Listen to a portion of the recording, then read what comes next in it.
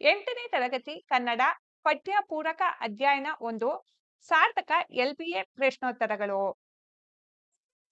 ಕೆಳಗಿನ ಪ್ರಶ್ನೆಗಳಿಗೆ ಒಂದೊಂದು ವಾಕ್ಯದಲ್ಲಿ ಉತ್ತರ ಬರೆಯಿರಿ.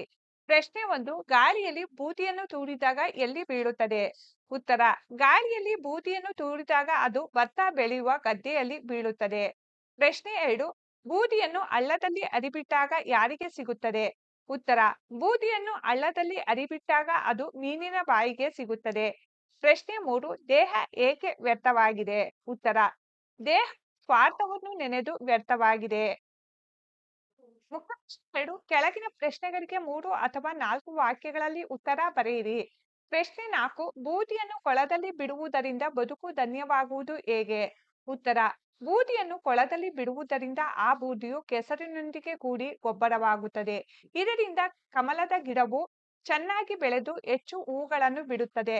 ಈ ಮೂಲಕ ಹುಟ್ಟು ಸಾವಿನ ನಡುವಿನ ಬದುಕು ಧನ್ಯವಾಗುವುದೆಂದು ಕವಿ ಹೇಳಿದ್ದಾರೆ. ಪ್ರಶ್ನೆ 5, ಸಾರ್ಥಕ ಪದ್ಯದ ಯಾವ ಅಂಶಗಳನ್ನು ನೀವು ಮೆಚ್ಚುವಿರಿ?